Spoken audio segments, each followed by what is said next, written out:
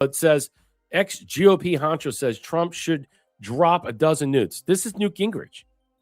Shared an explosive idea to reopen the Strait of Hormuz that was essentially closed by shipping Iranian. The narrow passageway is the conduit for up to 30% of the world's total oil consumption and 20% of global liquefied natural gas. So, yeah, let's drop a couple of nukes there.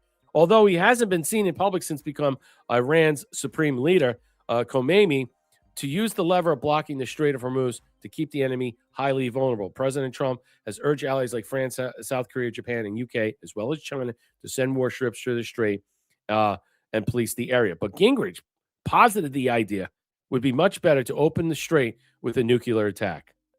Instead of fighting over a 21-mile bottleneck forever, Gingrich said, we cut a new channel through friendly territory.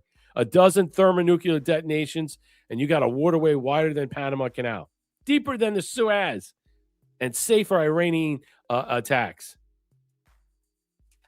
This is the thinking. This is the thought process in some way that you have.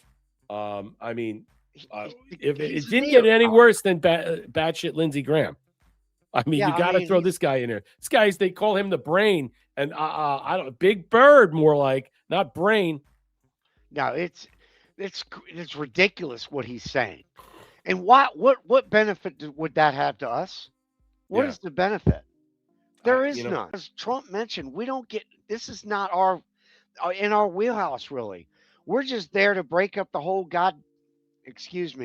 we're just here to break up this conglomerate, this global mafia is what I call it. Let's leave NATO. The United States have been informed by most of the NATO allies that they don't want to get involved in a military operation against the terrorist regime of Iran. The Middle East.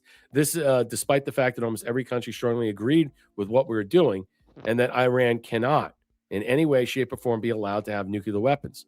I'm not surprised by their action, however, because I've always considered NATO, where we spend hundreds of billions of dollars per year protecting the same countries, to be one-way street.